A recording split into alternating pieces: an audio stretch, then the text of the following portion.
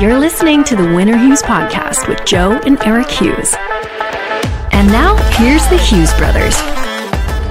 Welcome into the Or Hughes Podcast. It's a Bay Area sports podcast hosted by myself, Joe Hughes, alongside my co-host and brother, Eric Hughes. And Rick, a lot of good stuff to get into for the A's. We've got the trade deadline coming up this week. That'll be on Tuesday. And, you know, the A's have actually been playing a lot better. We've been joking about it a little bit that they are losing better.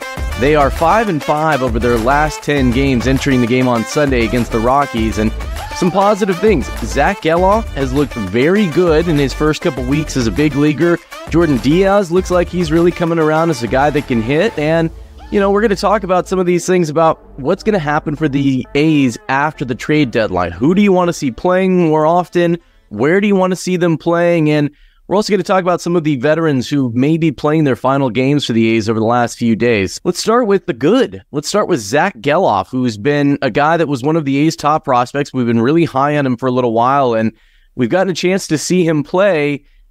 As we tape this podcast, the A's have played 106 games, Rick. Zach Geloff has been a part of 13 of those games, but going by WAR, wins above replacement, he has already been the sixth most valuable position player that the A's have had this season, and that is in that small sample size of what he has done, just kind of showing you how well he has taken to the big leagues. A's communication department, they brought out this stat, and this is kind of where you got to put the filters on as you're searching Baseball Reference. You can kind of find a way to make anything sound good. It's a small sample size, but pretty cool stat. Since Zach Geloff made his MLB debut on July 14th, only 3 players in the league have at least 3 home runs, 5 steals, and a .540 slugging percentage. So again, small sample size. There's going to be adjustments. You know, the teams will make adjustments to how they're pitching him. He'll have to adjust back and forth. That's kind of part of the process. But early impressions for you on watching Zach Geloff kind of just take like a duck to water as far as being a big leaguer? I think he's been a big change of turning it from losing better to actually even winning games, as we just saw with that Colorado series there. And he really has taken to the big leagues like a trout to water. And I did pick a trout to water over a fish to water because, you know, he's got that exciting potential. You just wonder as a fan when you watch those young guys that turn into those just incredible players. It's difficult. Only one team is going to win the World Series every year, right? But there's so many players. You're just hoping that eventually you guys get what could be a generational talent. And I don't want to build them up too much, right? Like you said, it's a small sample size. We know Brent Rooker came up and just was like smashing them, and then he cooled off a little bit. So it is a streaky game, but he has definitely lived up to the hype, and he's just constantly delivering, making plays on the bases, making plays with the bat. It's just really fun to go out there and watch him play. Yeah, I think of the A's top position player prospects that we've seen come up, this has been, you know, what you want, right? You want that young guy that's touted to come up and add that excitement level and generate some positivity for the team. He's looked really smooth at second base. You know, he's had some hiccups, but he's also just made the basic plays, and that's what you want. He and Nick Allen have been a really solid double play combo, and they've made that play look so much easier, which is what you want at the big league level. You want that to look fast. So when the A's have been turning double plays earlier this season, you know, it's been a mixture of guys who's playing short, who's playing second base. But that has not been a smooth thing for the A's this season. And with Zach Geloff, especially when he's partnered with Nick Allen, somebody he's played with in the minor leagues before, that has been a smooth operation. He's a lot of fun, man. He comes in, he's got a lot of confidence. You know, I know it's kind of a thin line sometimes for people between like brashness and confidence. And I think that he's on the confident side, that he believes he belongs here. And that has really translated well as far as his adjustment to the big league level. And we've seen the A's, you know, you kind of start guys in the bottom of the lineup, give them a chance to get their feet wet. He's been hitting leadoff. He's been hitting second. He's been right in the heart of this. And what's going to be really fun is maybe when the A's get Ryan Noda back, when they can get Estuary Ruiz, who's out on a rehab assignment in Vegas right now, but should be back soon. And you can really start seeing that block of talented rookies together with Zach Geloff joining those other A's rookies that have been exciting, like Ruiz, like Ryan Noda, when those guys can get back and watch that all come together to, you know, like you said, you want to see the A's with these young guys turn that losing better into winning, or just kind of being more consistent towards 500, which they have been inching closer towards with this infusion of young talent. And, the flip side of that was Zach Geloff, as well as he has played. The A's top prospect, Tyler Soderstrom, it's been a little bit of a rougher transition for him. And I want to get your perspective on this, because we did talk about it a little while ago about a concern when you call up some of these guys and maybe they get a little overwhelmed at first. And Soderstrom, his transition has been a little rough. In 11 games so far, he's hitting just 200. He has an OPS of 500, and that's a number you want to see in that 700 and up range, and that's on base and slugging percentage. A big part of the reason it's so low, in 11 games, a guy that is well regarded for his power does not have an extra base hit. We've yet to see Tyler Soderstrom make that transition as smoothly as Zach Geloff has. With what you've watched from him, are you watching a guy that looks like, maybe he's still trying to figure it out, or he's thinking a little bit and it could just come around one hit is all he needs? Or are you seeing somebody that, from your eyes, looks a little overmatched? I do think there is a difference with Geloff. You do have a clearer path to seeing like, hey, this is your position and you can go and earn this, right? Where with Soderstrom, there isn't that clear path. There is a little bit more traffic there. You do wonder about his mentality and what's he doing out there. Is he going out there and trying too hard to prove that he should have that spot? Because we know the path is kind of blocked to get there, where Geloff is kind of like, hey, this is yours, take your shot. Soderstrom is getting more moments. You kind of got to make those moments count, right? Like, he is getting starts, but he is getting spots where he's coming in the 7th inning and putting on the gear, So, we talked about Geloff and some people say maybe he's cocky or something like that. You have to have that confidence to perform at this level, right? And when you watch Geloff in that first game or that game where he hit his first home run, right? He did have some mistakes, but you have to have that confidence that you're going to come up and you're going to shake it off and you're going to flush those, right? You do see the guys that make a mistake and then they look at their gloves, right? And yeah, every now and then a lace pops, but your glove is fine, Or the guy that goes and he looks at his feet or he looks at the dirt. You're not playing at the Martinez Sturgeon's field. The dirt is fine, So I like to see the guys that can just hey, I missed it, shake it off. I'm going to go get that next one, right? And it's a little easier to do when you are going to get that next opportunity. When you're Soderstrom and you're like, oh man, I missed that one. And now I'm going over here and I'm playing a different position and now it's coming at me different. Oh, now I missed that one too. And then you wonder what it does for him mentally. So I don't know either of these guys personally. I haven't seen enough of them, outside of baseball or their interviews to kind of get a good picture of that. But it is a game that just has such a big mental aspect of it. Bring up a good point, because Geloff has played every day at second base. You can get comfortable knowing, like you said, you're going to get those opportunities. For Soderstrom, he's seen playing time at first base. He's seen playing time behind the plate, mostly behind the plate and DH. He's just played 2 games at first base, including one that was a rough day for the A's, and he was part of that. There was 4 errors in that game. I think you're right, man. I think that's the human element of this. It's hard to make that transition, especially catching is the most mentally taxing position that you have out there. You have to think through, your pitch sequences. You've got a lot. You've got to control the running game, and you've got to figure out how to hit. So I think that's part of the reason the A's have been trying to give him at least a little bit of a mental break when he's a designated hitter, but that has its own challenges because you got to find a way to stay engaged in the game when you're not going out there and getting those reps in the field. And so I definitely think that that's part of it. Watching this, it's a very difficult tightrope for the A's because you want to make sure, like you said, that he feels comfortable that he's going to be in the lineup tomorrow, that he's going to get an opportunity to keep going out there despite mistakes or despite a lot of strikeouts.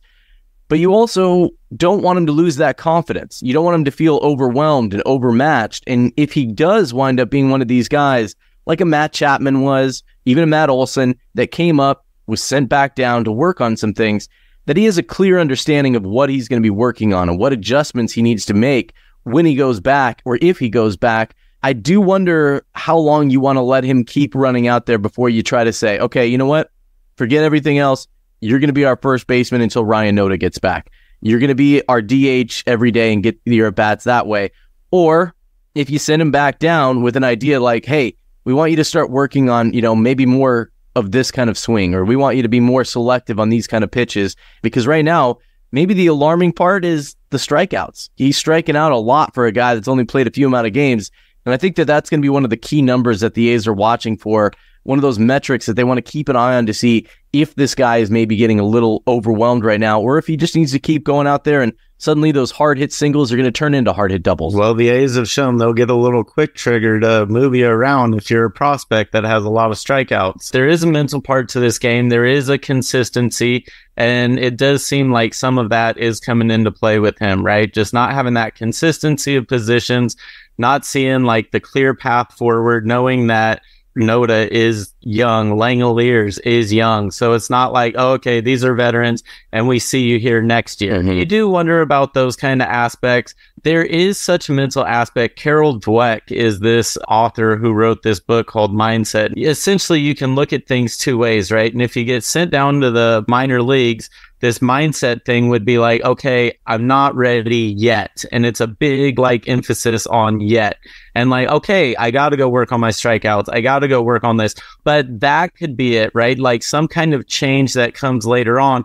Or you have a fixed mindset where you go, I'm not ready. And then you just maybe feel like I had my chance and I just wasn't good enough. It really does come to mindset.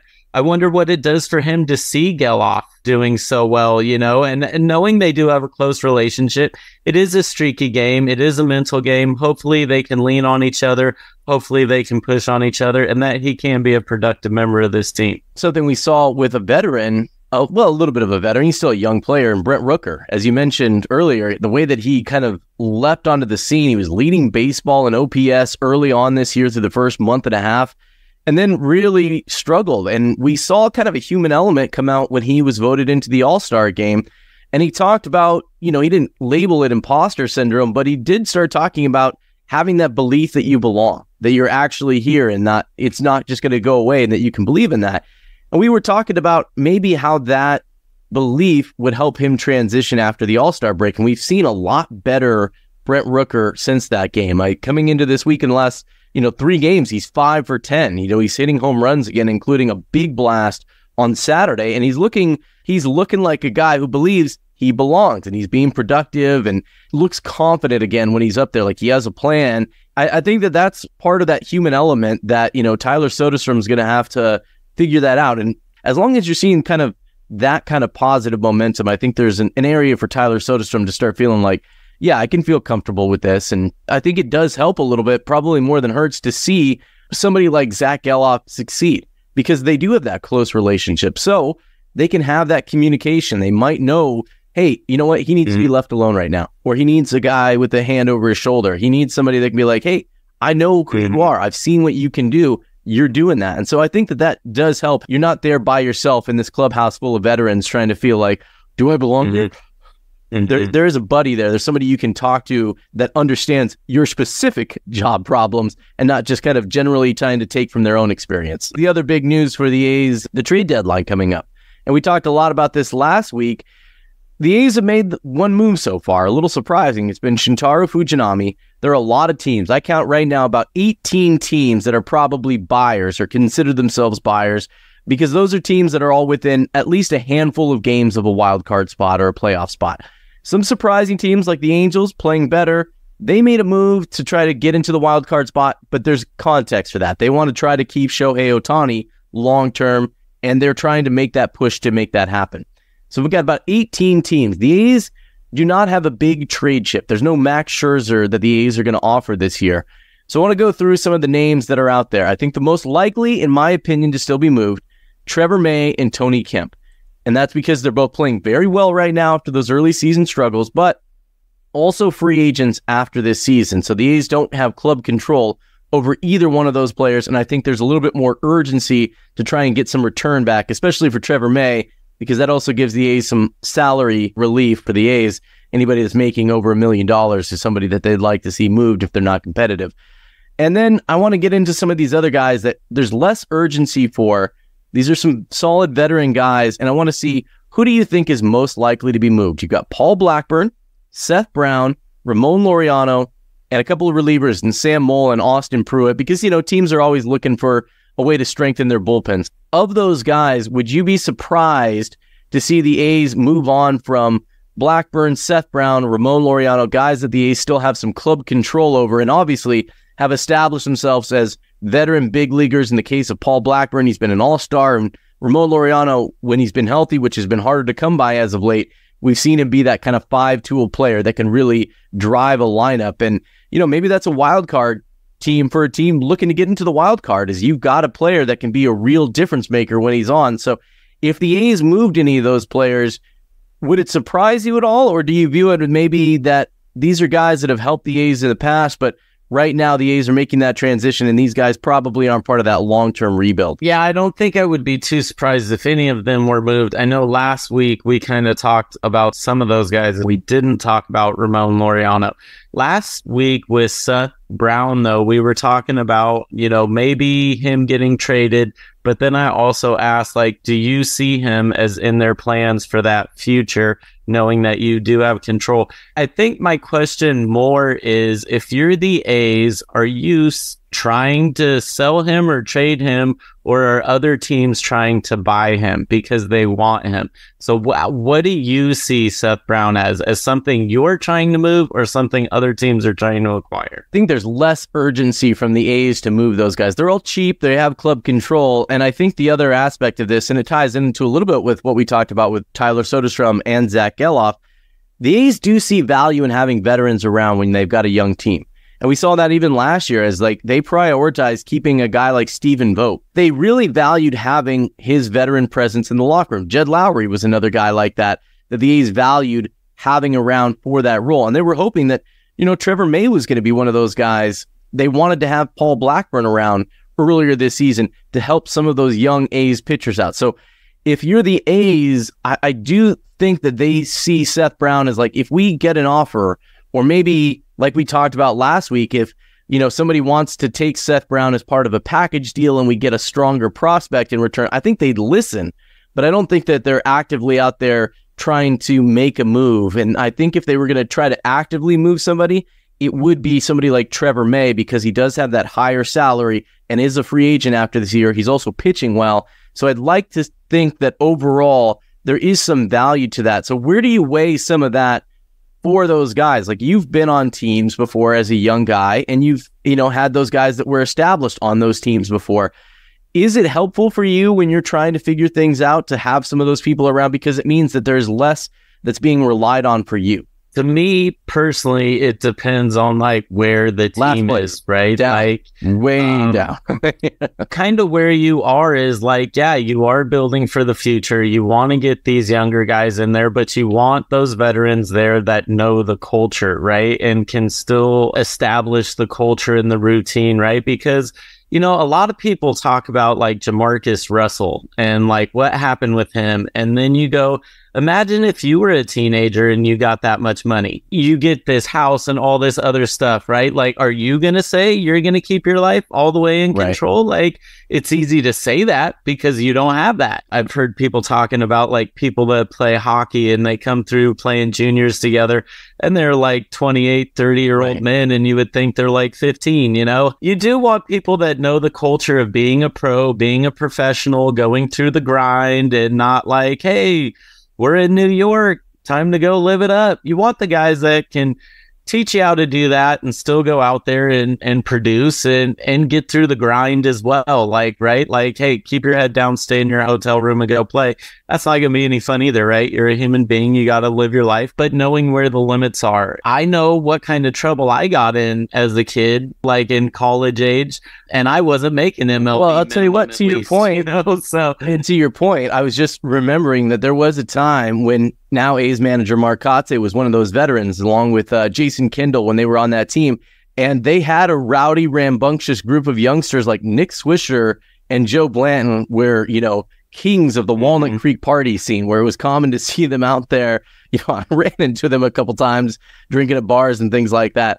And I remember there were a couple times during big games that you would see those guys going out with them in order to kind of be okay, time to go home. We're not closing down Krogan's tonight. Like, we're going to go out there, and you'd see Mark Kotze or Jason Kindle go out there to try to get Joe Blanton and Nick Swisher back on the field. I remember Adam Kennedy doing that one time with, I think it was Derek Barton, and going out with them. And that's part of that veteran young guy experience where it's like, okay, there's a way to have a good time, but we have a game tomorrow and we need to win.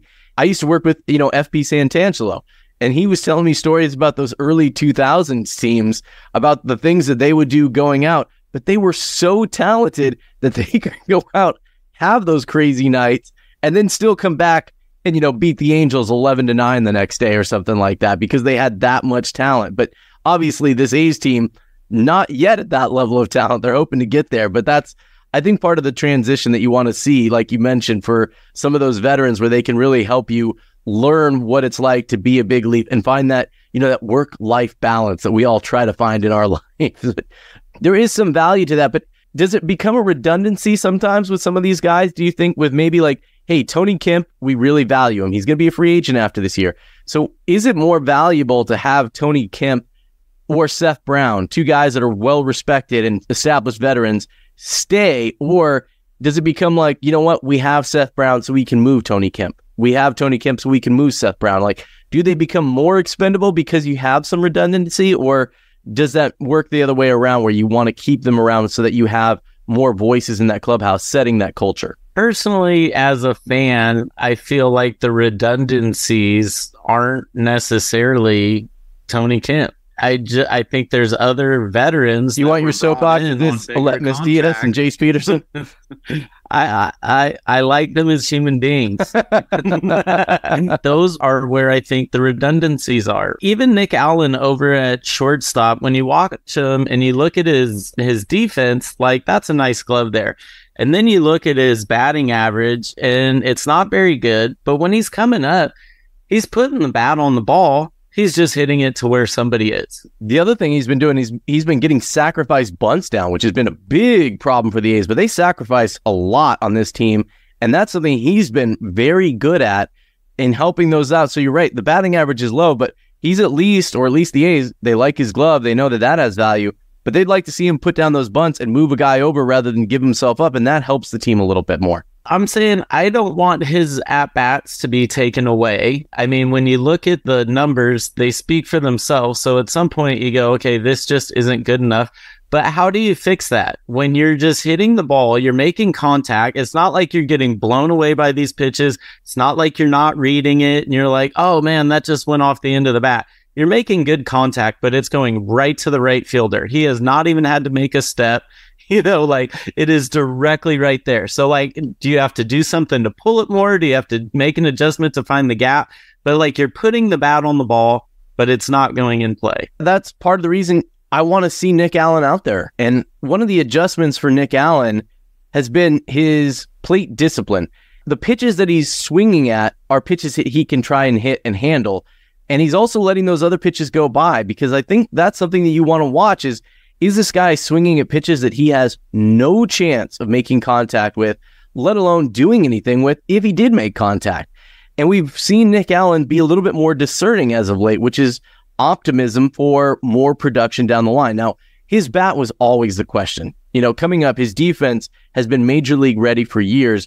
And I think there is some value with this A's team, especially with young pitching in there, to have some solid, reliable defense that can make outs above average. And Nick Allen has done that. We saw that in the game on Saturday. He had a play that I said was so smooth you'd think it was hitting on you.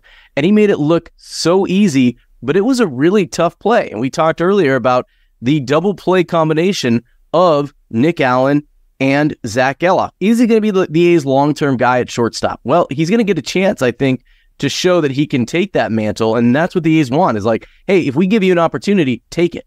Ryan Noda took the first base job. Got an opportunity. The A's said, thank you, Jesus Aguilar. Ryan Noda's going to be our guy. And that's made things tougher for the A's in their decision-making about where Tyler Soderstrom is going to play. But that's not, Ryan Noda's problem. That's not Soderstrom's problem. That's the good kind of problem that the A's like to have. They want to see him do that with Shea Langoliers, who is getting the opportunity right now and has done some great things, but has not really taken that catcher job that he is going to be the A's long-term catcher for, the next 5 to 10 years.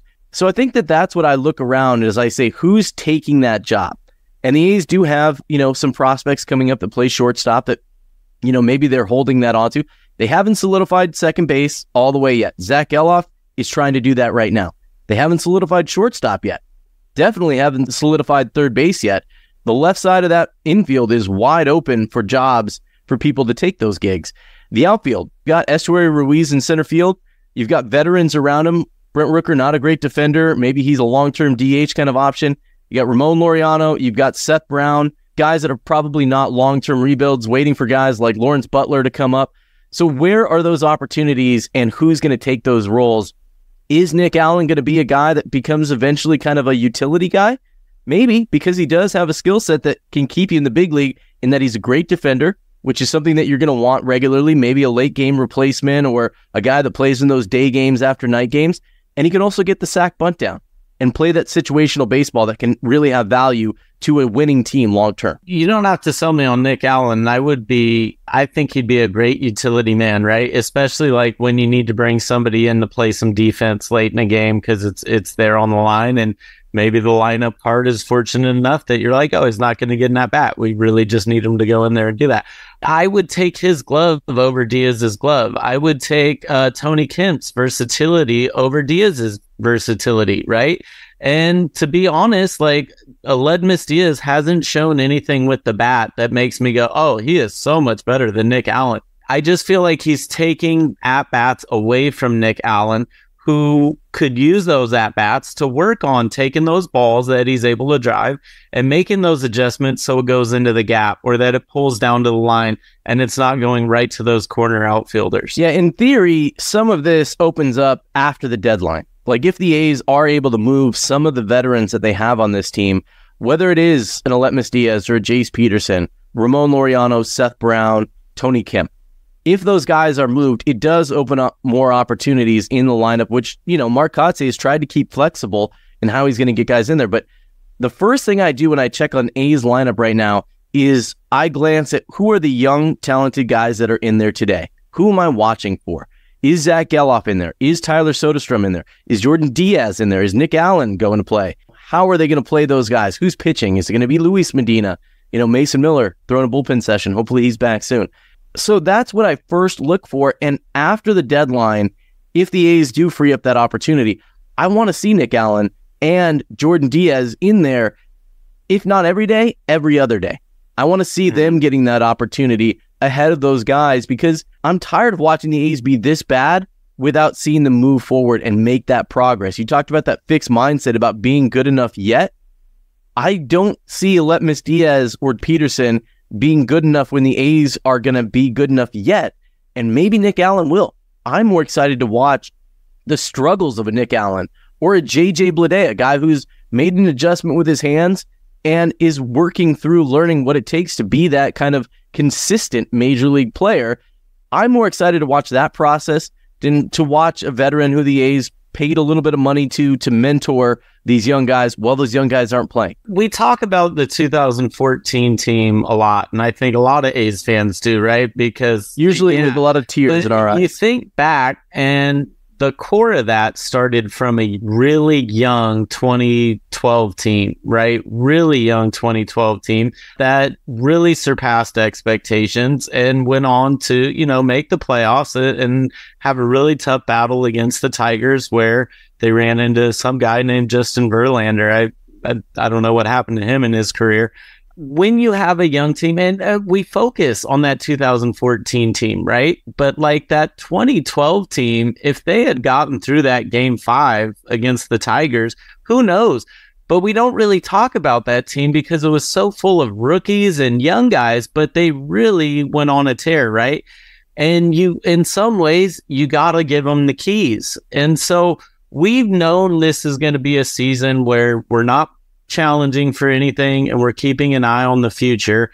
It's hard to keep an eye on the future when you're seeing Peterson and Diaz get these at bats when you know that they're here for a little bit. They're not part of the 2028 plans, I wouldn't assume. And the way that they're playing, I don't think they're doing anything to convince anyone that they should be. At some point, you want to get back to that 2014, but it takes time, right? And maybe you give these kids the keys and maybe they're going to do something surprising. I'd like to see those young guys play as much as possible over the final month and a half of the season. And I did want to get into one thing we did see on Saturday's game, another version of the A's protest. As we saw a couple people with the sell shirts in the fifth inning of that game in Colorado, there were the sell the team chants. You picked it up on the broadcast. I tweeted it out at Vegas Joe Hughes that you could hear people in the stadium doing the sell the team chant. And this A's fan-led protest effort has done a great job of keeping this alive and keeping this going after the reverse boycott, because this had a chance to be a really cool moment and they kind of fizzle out. But no, they have kept this alive and kept it going. The latest successful effort we saw in San Francisco, A's and Giants unite.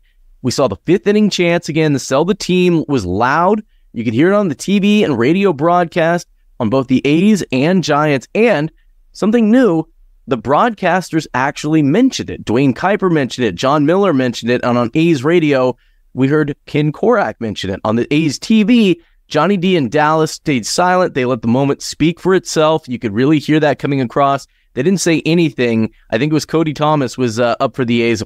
Once he grounded out, that's the first time that you heard them speak. But they let that whole at-bat play out, just letting that sell the team speak for itself. The latest planned effort is going to be August 5th in Oakland, Giants in town. And the latest controversy, Rick, is that there has been an accusation from fans on Twitter that the A's have jacked up the ticket prices for that game against the Giants, because right now the ticket price for the A's and Giants, the get-in ticket, $44 to get in before you pay parking, before you pay fees. The next day against the Giants, that same ticket, $27. Scott Osler reached out to the A's. The A's have denied that they jacked it up. They say they don't control the dynamic pricing model. That's an MLB program, and it's just more demand means a higher ticket price, and that's what's happened, and that the A's ticket price has gone up from $27 to $44 because there is more demand for that game. And yeah, that does happen. A's and Giants draw a bigger crowd, but you've got A's and Giants 2 days in a row. One ticket's $44, one is $27, and the $44 happens to fall on the same day that the A's are doing a fan-led boycott or protest, and it just happens that it was. So that's led to a lot of questions. Your reaction just hearing those parts of the story? Let's just move the boycott to the next day. Partly I'm saying that because I already have tickets for the next day. Yeah. So I'm going to miss that one. I think it was great to see that with the Giants. I was trying to get back home. I was driving up from Anaheim, decided to extend the vacay, and so I didn't make it. How cool would it be if this became like an MLB-wide thing where you're watching like Cardinals Cubs, and in the fifth inning everyone goes, sell the A's? You know, that would just be so cool if it just kind of really took over like that. I'm glad that it's continued to get momentum. You know, as we've seen, now the A's have said, oh yeah, our stadium thing, like that wasn't really kind of what was going on. So yeah, the latest renderings, by the way, we're A's fans. We are used to seeing renderings that are useless and garbage. And like the story you're talking about, the A's made it official. What we already knew when they released the latest renderings, when they were in Vegas trying to get that public money, they released these renderings that looked like they were AI generated. Turns out, just like Cisco Field and many, many iterations of renderings before them, they were total garbage. They're not going to have any look at what the ballpark's going to look like until at least November. So in that sense, I'm just like hopeful that we can keep it going. I'm just biting into the hopium more and more. Are they jacking up the prices? I wouldn't put it past them at all, you know? So we'll see. But hopefully we'll go out and we'll see some good games from the young guys. This has been the Or Hughes Podcast. Thanks for listening. New episodes debut every Monday. You can find us on Twitter at Or Hughes. You can find me at Vegas Joe Hughes, and we'll talk again next week. Thanks for listening to the Or Hughes Podcast. Make sure to like and subscribe.